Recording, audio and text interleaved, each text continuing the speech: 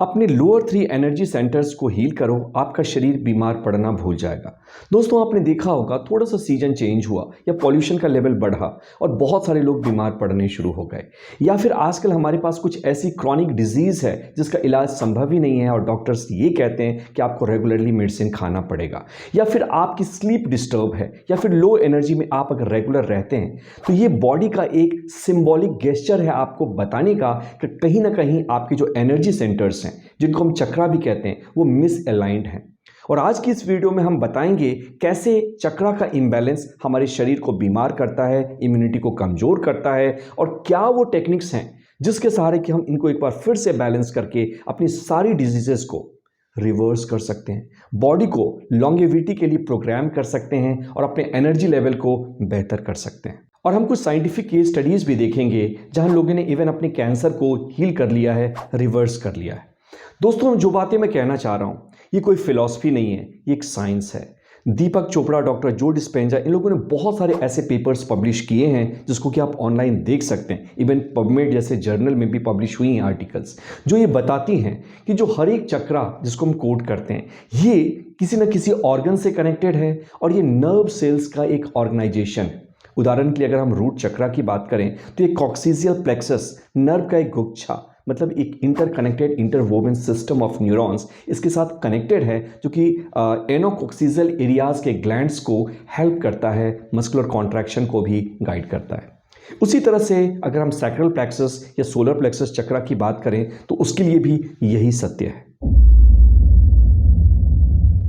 और ये बातें इसलिए भी प्रमाणिक हैं कि ऐसे बहुत सारे एविडेंसेस हैं कि चाइनीज़ मेडिसिन में, एनर्जी मेडिसिन में, चाहे वो रेकी हो या फिर हमारा योगिक सिस्टम हो, इसमें बहुत सारे ऐसे लोग हैं जिन्होंने कि अपनी लाइलाज बीमारियों को ठीक कर लिया और उन्होंने कुछ नहीं बल्कि इन्हीं लोअर 3 चक्रास और अपने एनर्जी लेवल पे काम किया।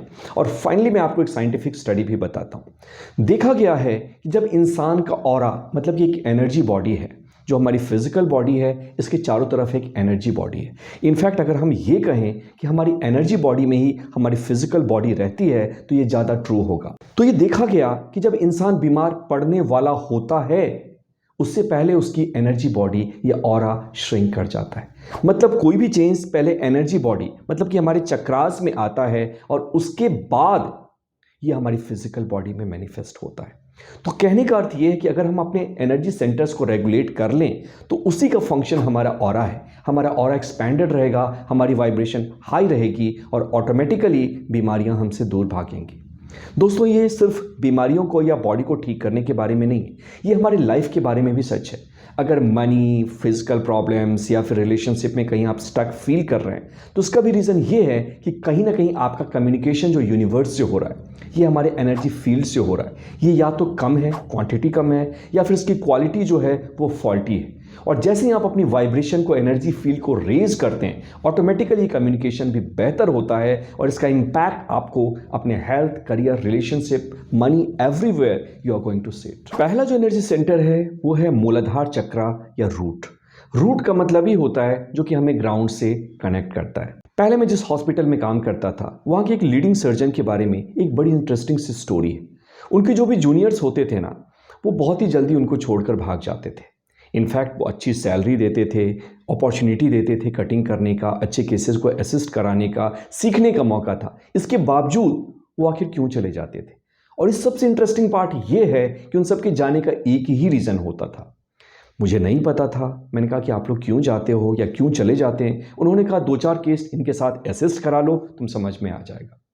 जब मैं उनके साथ एक केस कर रहा था मैंने देखा कि अगर थोड़ा भी इधर से उधर हुआ तो जोर से चिल्लाते थे, बहुत ज़्यादा झल्लाते थे, इंस्ट्रूमेंट्स को भी कई बार फेंक देते थे। ऐसा मुझे प्रतीत हुआ कि जैसे कि मेरे ऊपर एक टाइम बॉम्ब रखा हुआ है, मुझे टाइमर पता नहीं और ये किसी भी मोमेंट फट सकता है। अब आप बताओ, कोई भी आदमी अगर इतने ज़्यादा इनसिक्योरिटी में रहेगा तो क्या वो काम कर सकता है? बिल्कुल भी नहीं। सेम हमारी बॉडी के साथ भी सच है। आज हमारी बॉडी इनसिक्योरिटी में, इंस्टेबिलिटी के मोड में, उसको लगता है कि एक बॉम्ब उसके सर पे बंधा हुआ है और ऐसा इसलिए हो रहा है क्योंकि रूट चक्रा इम्बैलेंस्ड है। देखो दोस्तों, हमारे अंदर ना बॉडी ने एक सिस्टम दी है कि हम दुश्मन से लड़ सकें, अपनी जान को बचा सकें। सोचिए कि अगर आपके पीछे टाइगर पड़ गया तो क्या होगा? आप या तो उससे लड़ के उसको मार देंगे या नहीं तो आप भाग जाएंगे। और इसके लिए बहुत सारे एनर्जी की ज़रूरत होती है और ये एनर्जी हमारे बॉडी से आती है और उस समय बॉडी का सिंपैथेटिक नर्वस सिस्टम एक्टिवेट होता है, जिसका कि एक ही पर्पस होता है कि सारी एनर्जी को जिंदा रहने में या सर्वाइवल में खर्च कर दो। लेकिन रियल प्रॉब्लम ये नहीं है कि हमारे पीछे टाइगर है या स्नेक है या हमारे पीछे कुछ डाकू पड़े। रियल प्रॉब्लम ये है कि ब्रेन इमेजिनेशन और रियलिटी में कोई डिफरेंस नहीं जानता। हम अपने मन से ही चीज़ों को इमेजिन कर लेते हैं, खतरों को। और प्रॉब्लम ये है कि जब हमें अपनी पत्नी में शेरनी नज़र आती है, जब हमें अपने बॉस में स्नेक नज़र आता है और जब लाइफ की सिंपल सिचुएशंस में भी हमें डाकू नज़र आने लगते हैं, तो प्रॉब्लम लाइफ की नहीं है, प्रॉब्लम हमारे ब्रेन की है, जिसका कि परसेप्शन फॉल्टी हो गया है और इसके कारण बॉडी हमारा हमेशा फाइट एंड फ्लाइट में रहता है।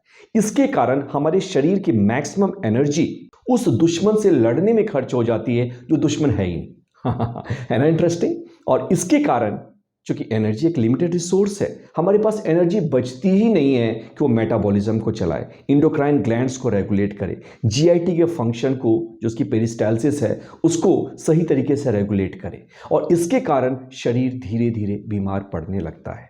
जब भी आप खतरा महसूस करेंगे, चाहे कोई देश हो या बॉडी हो या फिर कोई भी जीव हो, ऑटोमेटिकली वो बीमार पड़ने लगेगा। So this is the first rule कि हमारा बॉडी फाइट एंड फ्लाइट में ऑलवेज रहता है। और ये फाइट एंड फ्लाइट सिर्फ उस सिचुएशन से नहीं है, इस फाइट एंड फ्लाइट के कारण हम ओवर थिंकिंग में, नेगेटिव थिंकिंग में चले जाते हैं। लोग कहते हैं ना कि यार एंग्जाइटी की दवाई खा रहा हूँ लेकिन ओवर थिंकिंग तो बढ़ती चली जा रही। क्यों? क्योंकि आपको लगता है खतरा है और ब्रेन तैयारी कर रहा है ओवर थिंकिंग और नेगेटिव थिंकिंग के सहारे उस खतरे को आइडेंटिफाई करने में और उसको सॉल्व करने में।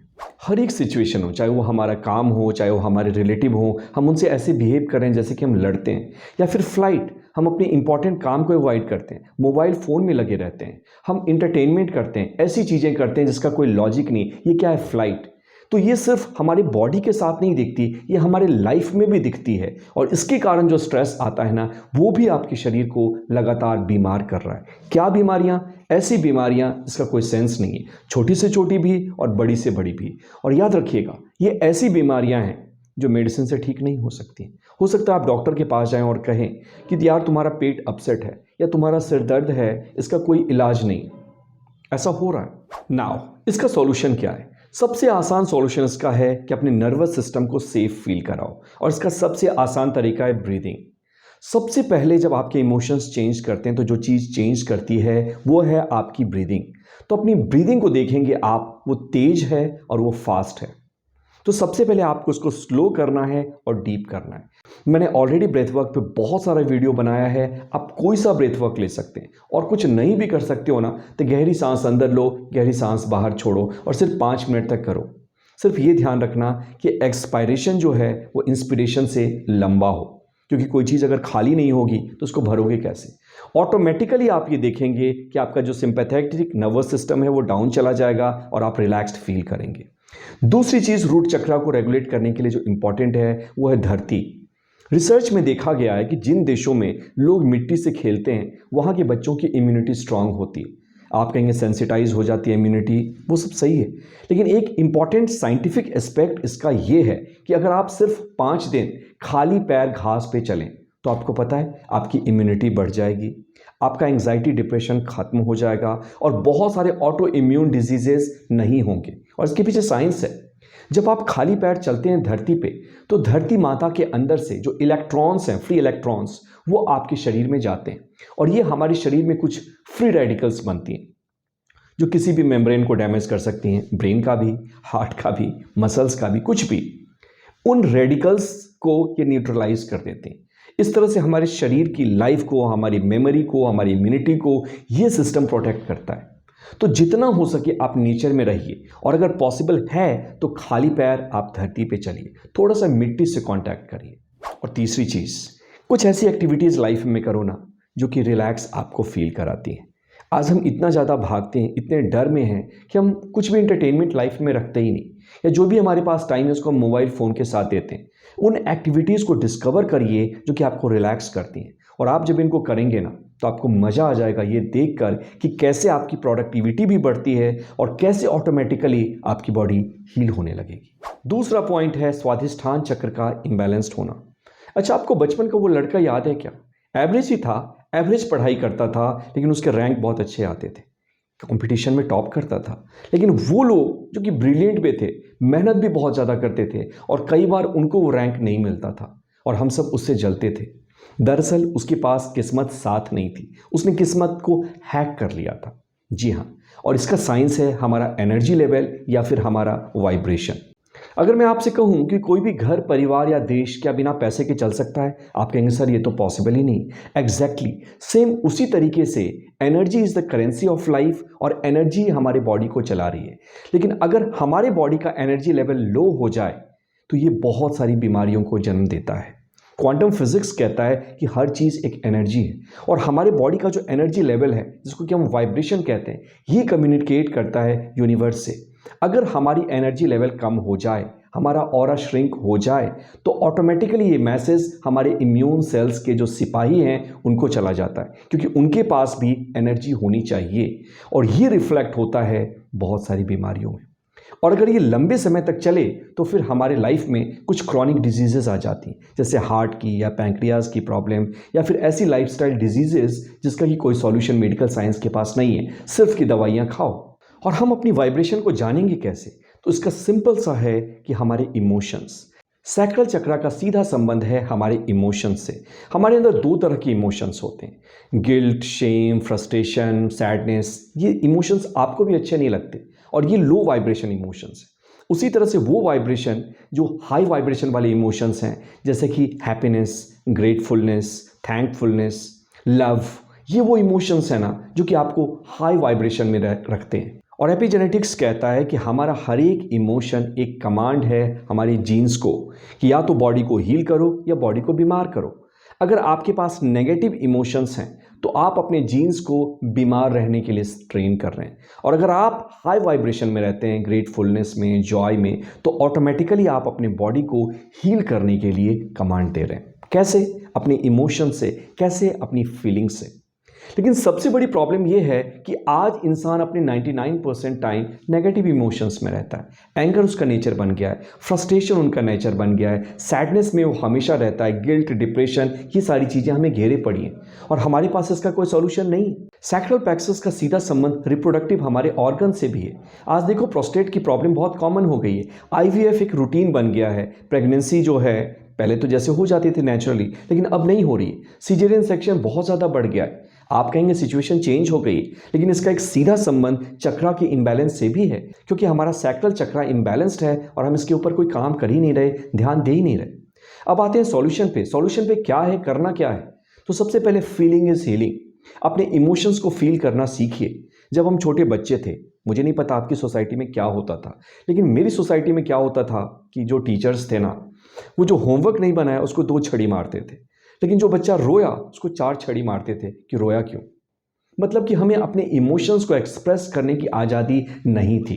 इवन विद पेरेंट्स, कि अगर वो डांटते थे, हम रोए तो वो और ज़्यादा डांटते थे।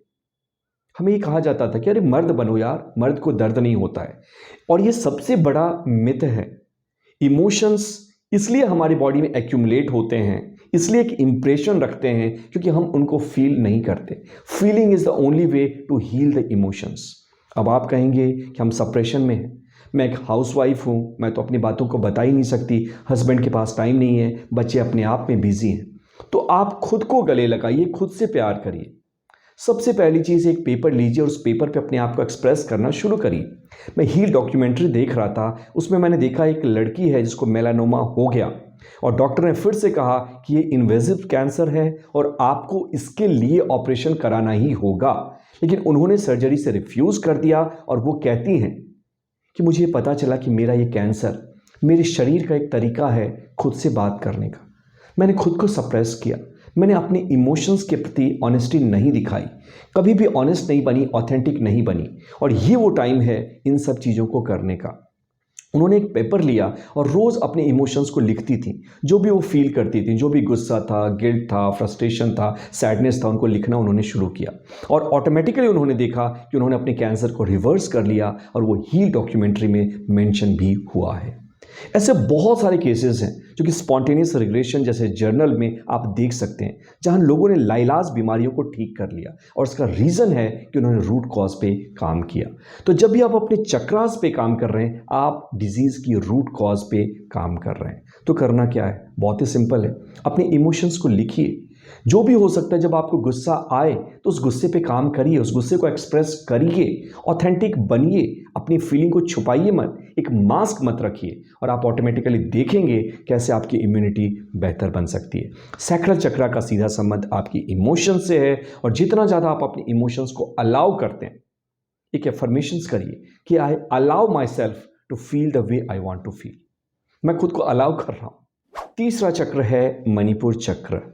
इसका सीधा संबंध will power, self esteem, self confidence, self respect से। एक बार एक वर्कशॉप में अटेंड कर रहा था, वहाँ एक लेडी कह रही थी ना, मेरी कोई रेस्पेक्ट नहीं करता, बेटा भी नहीं, हस्बैंड भी नहीं, सब्जी वाला भी कोई कुछ कह के चला जाता है। और वहाँ पे कॉन्शियसनेस कोच ने कहा, इंपॉर्टेंट ये नहीं है कि लोग तुम्हारे साथ कैसा बिहेव करते हैं, इंपॉर्टेंट ये है कि आप खुद के साथ कैसा बिहेव करती हैं।